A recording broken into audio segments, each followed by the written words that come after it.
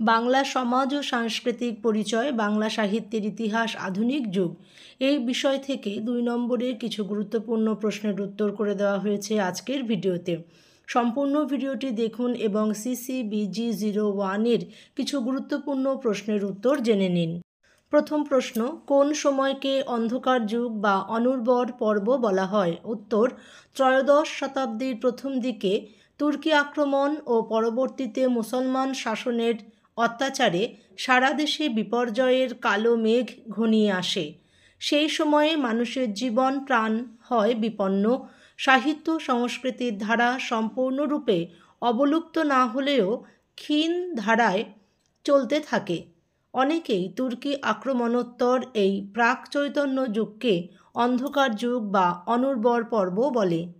পরের প্রশ্ন, কে কবে কোথা থেকে শ্রীকৃষ্ণ কীর্তনের পুঁথিটি আবিষ্কার করেন? উত্তর, বসন্তরঞ্জন রায় বিদ্যুৎবল্লভ মহাশয় 1909 খ্রিস্টাব্দে বাঁকুড়া জেলার কাকিল্লা গ্রামের নিবাসী দেবেন্দ্রনাথ মুখোপাধ্যায়ের গোয়ালঘরের মাচা থেকে পুঁথিটি আবিষ্কার করেন।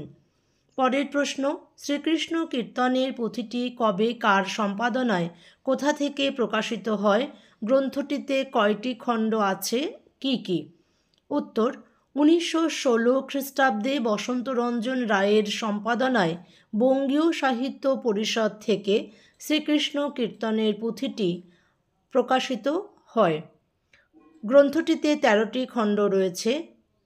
খণ্ডগুলি হল জন্মখণ্ড, তাম্বুলখণ্ড, দানখণ্ড, নৌকাখণ্ড, ভারখণ্ড, ছত্রখণ্ড, বৃন্দাবনখণ্ড, কালীয়দমন খণ্ড, যমুনাখণ্ড, হারখণ্ড, বানখণ্ড, বংশীখণ্ড, রাধা বিরহ অংশ।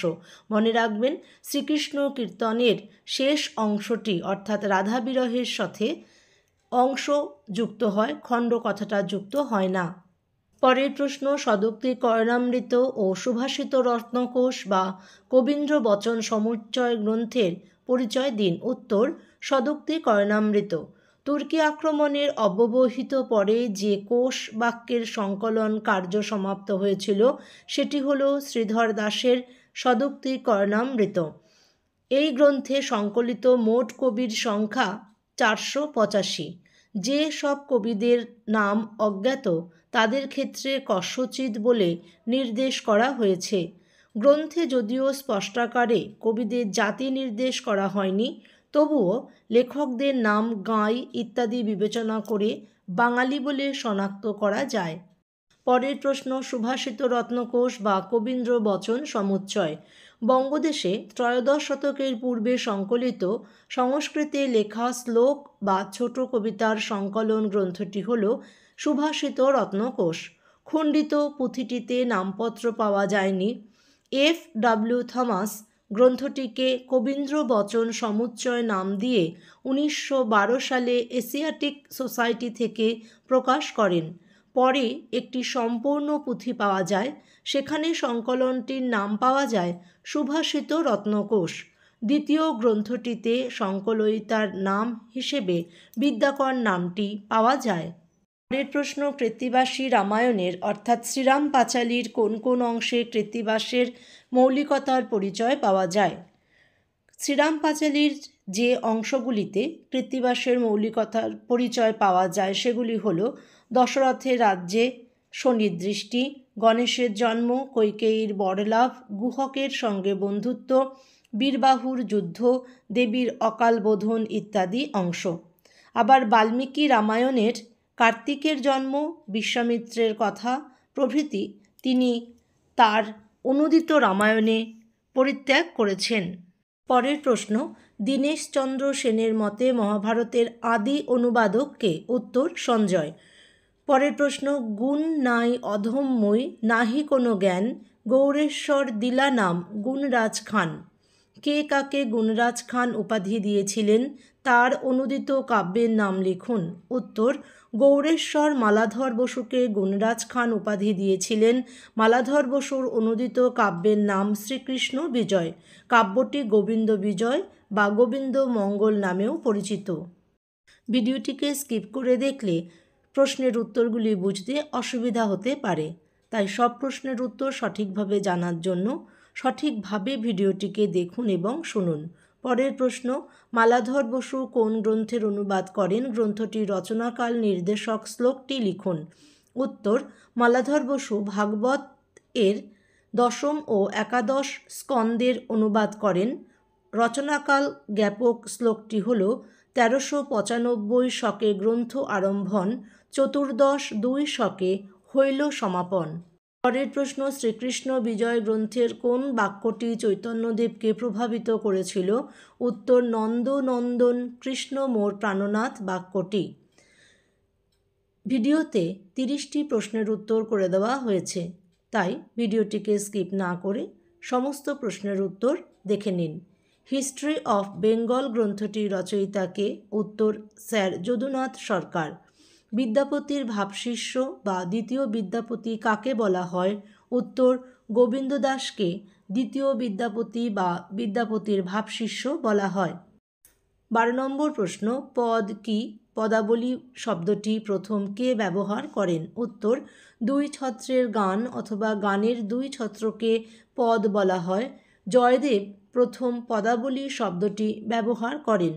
বিদ্যাপতি আর কি কি নামে পরিচিত? তার রচিত 2টি কাব্যের নাম লিখুন। উত্তর, বিদ্যাপতি মৈথিল কোকিল এবং অভিনব জয়দেব নামে পরিচিত। তার রচিত 2টি কাব্য হল কীর্তি পতাকা 1410 সাল, লিখনাবলী 1430 থেকে 40। এ সখী হামারি এবং আজু রজনী হাম পদ্যটির রচয়িতাকে? পদ্যটি কোন পর্যায়ের পদ? উত্তর, পদ্যটির রচয়িতা বিদ্যাপতি। এ সখী হামারি পদটি বৈষ্ণব পদাবলীর মাথুর পর্যায়ের পদ। আজু রজনী হাম পদটি বৈষ্ণব পদাবলীর ভাবোল্লাস ও মিলন পর্যায়ের পদ। চৈতন্যদেবের আবির্ভাব ও তিরোধান কাল লিখুন। উত্তর, চৈতন্যদেবের আবির্ভাব 1486 খ্রিস্টাব্দ, তিরোধান 1533 খ্রিস্টাব্দ। 16 নম্বরে রয়েছে কতগুলি চরিত কাব্য এবং তাদের রচয়িতার নাম। হর্ষচরিত, রচয়িতা বাণভট্ট। গৌরবহ, রচয়িতা বাক্পতিরাজ। রাজতরঙ্গিনী, রচয়িতা কলহন। বিক্রমাঙ্ক চরিত, রচয়িতা বিল্হন। রামচরিত, রচয়িতা সন্ধ্যাকর নন্দী। শ্রী শ্রী কৃষ্ণ চৈতন্য চরিতামৃতম বা মুরারি গুপ্তের কর্চা, রচয়িতা মুরারি গুপ্ত। চৈতন্য ভাগবত, রচয়িতা বৃন্দাবন দাস। চৈতন্য চরিতামৃত, রচয়িতা কৃষ্ণদাস কবিরাজ। মনে রাখবেন, বাংলায় লেখা সর্বশ্রেষ্ঠ চৈতন্য জীবনী কাব্য হল কৃষ্ণদাস কবিরাজ রচিত চৈতন্য চরিতামৃত গ্রন্থটি। কোন সময় পর্বকে চৈতন্য যুগ বলা হয়? উত্তর, পঞ্চদশ শতাব্দীর শেষ থেকে সপ্তদশ শতাব্দীর প্রথম পর্যন্ত কালপর্বকে চৈতন্য যুগ বলা হয়। মনসামঙ্গলের প্রথম কবিকে? উত্তর, হরিদত্ত। পশ্চিমবঙ্গের প্রাচীনতম মনসামঙ্গল রচয়িতাকে? উত্তর, বিপ্রদাস পিপিলাই।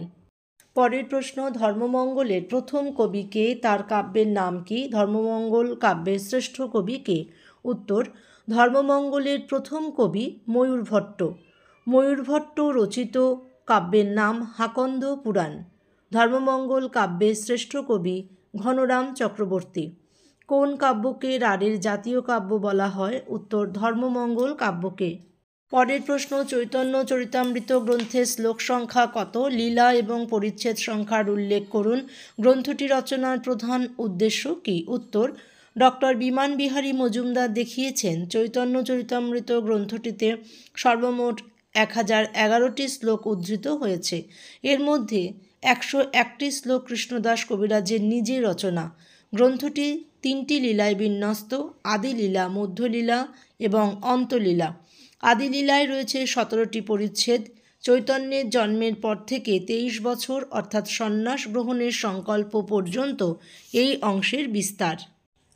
মধ্যলীলার 25টি পরিচ্ছেদে চৈতন্যের সন্ন্যাস গ্রহণ, রাঢ় দেশে ভ্রমণ, নীলাচলে যাত্রা, দক্ষিণ ভারতে ভ্রমণ, নীলাচলে গমন, গৌড় থেকে বৃন্দাবন যাত্রা, সেখানে লুপ্ততীর্থ উদ্ধার ও প্রত্যাবর্তনের পথে স্বরূপ দামোদরের সঙ্গে মিলন ও নীলাচলে প্রত্যাবর্তনের কাহিনী বর্ণিত। অন্তলীলার 20টি পরিচ্ছেদে শ্রী চৈতন্যদেবের দিব্যোন্মাদ অবস্থার বর্ণনা করাই ছিল কৃষ্ণদাস কবিরাজের উদ্দিষ্ট। চৈতন্য চরিতামৃত রচনার প্রধান উদ্দেশ্য ছিল গৌড়ীয় বৈষ্ণব ধর্মের সার ভাবধর্মের বিস্তার প্রামাণ্যভাবে দেখানো। 23 নম্বর প্রশ্ন, ডক্টর সুকুমার সেন অঞ্চলভেদে মনসামঙ্গল কাব্যকে কয়টি ভাগে ভাগ করেছেন ও কী কী? উত্তর, ডক্টর সুকুমার সেন অঞ্চলভেদে মনসামঙ্গল কাব্যকে 4টি শ্রেণীতে ভাগ করেছেন। রাঢ়ীর মনসামঙ্গল কবি। এই মনসামঙ্গল কবিরা হলেন বিষ্ণুপাল, কেতকাদাস, ক্ষেমানন্দ। পূর্ববঙ্গের পদ্মাপুরাণ কবিরা হলেন নারায়ণদেব, বিজয়গুপ্ত। উত্তরবঙ্গ বা কামরূপের মনসামঙ্গল কবি তন্ত্রবিভূতি, জগজ্জীবন ঘোষাল। আর বিহারী মনসামঙ্গল। ডক্টর সুনীতিকুমার চট্টোপাধ্যায়ের মতে ধর্ম শব্দের উৎপত্তি কোথা থেকে, ধর্মঠাকুরের মূল পূজক কারা, ধর্মঠাকুরের পূজা পদ্ধতি কার লেখা, ধর্মঠাকুরকে নিয়ে রচিত কাব্য সাহিত্য কয়টি ভাগে বিভক্ত ও কী কী? উত্তর, সুনীতিকুমার চট্টোপাধ্যায়ের মতে ধর্ম শব্দের উৎপত্তি হয়েছে কুর্ম শব্দ থেকে। ধর্মঠাকুরের মূল পূজক হল ডোম জাতি। ধর্মঠাকুরের পূজা পদ্ধতি রচয়িতা রামাই পণ্ডিত। ধর্মঠাকুরকে নিয়ে রচিত কাব্য সাহিত্য 2টি ভাগে বিভক্ত, ধর্মপূজা পদ্ধতি ও ধর্মমঙ্গল কাব্য। পরের প্রশ্ন, অন্নদামঙ্গল কাব্যের প্রথম ও শেষ কবি কে? তিনি কার অনুরোধে কাব্যটি রচনা করেন? কাব্যটি রচনার সমাপ্তিকাল লিখুন। কে কবে প্রথম গল্পটি ছাপিয়েছিলেন? উত্তর, অন্নদামঙ্গল কাব্যের প্রথম ও শেষ কবি ভারতচন্দ্র রায়। তিনি রাজা কৃষ্ণচন্দ্র রায়ের অনুরোধে কাব্যটি রচনা করেছিলেন। কাব্যটি রচনার সমাপ্তিকাল 1752 খ্রিস্টাব্দ। গঙ্গাধর ভট্টাচার্য 1886 খ্রিস্টাব্দে অন্নদামঙ্গলের গল্পটি প্রথম ছাপিয়েছিলেন। পরের প্রশ্ন, রাজসভার কবি রায়গুণাকরের অন্নদামঙ্গল গান রাজকণ্ঠের মণিমালা। কে কার সম্পর্কে এই উক্তি করেছেন? উত্তর, রবীন্দ্রনাথ ঠাকুর ভারতচন্দ্র সম্পর্কে উদ্ধৃত উক্তিটি করেছেন। অন্নদামঙ্গল কাব্য কয়টি খণ্ডে সম্পূর্ণ ও কী কী? উত্তর, অন্নদামঙ্গল কাব্য 3টি খণ্ডে সম্পূর্ণ। প্রথম খণ্ড অন্নদামঙ্গল, দ্বিতীয় খণ্ড অন্নপূর্ণামঙ্গল বা মানসিংহ, তৃতীয় খণ্ড কালিকামঙ্গল বা বিদ্যাসুন্দর। ইউসুফ জুলেখার রচয়িতাকে? কাব্যটির পাণ্ডুলিপি কার কাছে ছিল? কবে, কোথা থেকে, কাদের সম্পাদনায় কাব্যটি প্রকাশিত হয়? উত্তর, ইউসুফ জুলেখার রচয়িতা শাহ মোহাম্মদ সগীর। কাব্যটির পাণ্ডুলিপি ছিল আব্দুল করিম সাহিত্য বিশারদের কাছে। 1984 খ্রিস্টাব্দে ঢাকা বিশ্ববিদ্যালয় থেকে এনামুল হক ও আহম্মদ শরীফের সম্পাদনায় কাব্যটি প্রকাশিত হয়। সেকেন্দারনামা ও পদ্মাবতী কাব্য দুটির রচয়িতাকে? কাব্য দুটি কোন কোন কাব্যের অনুবাদ? উত্তর, সেকেন্দারনামা ও পদ্মাবতী কাব্য দুটির রচয়িতা সৈয়দ আলাউল। ইরানি কবি নেজামি সমরকন্দির ফার্সিতে লেখা কাব্য ইস্কান্দারনামার সরল অনুবাদ কাব্য সেকেন্দারনামা। মালিক মুহাম্মদ জায়সির হিন্দি উপভাষায় রচিত পদুমাবুত কাব্যের অনুবাদ কাব্য পদ্মাবতী। শেষ প্রশ্ন, 2 জন শাক্ত পদকর্তার নাম লিখুন। উত্তর, রামপ্রসাদ সেন এবং কমলাকান্ত ভট্টাচার্য। আশা করি সম্পূর্ণ ভিডিওটি আপনি দেখেছেন এবং প্রশ্নের উত্তরগুলিকে জেনে নিয়েছেন। সম্পূর্ণ ভিডিওটিকে দেখার জন্য অসংখ্য ধন্যবাদ।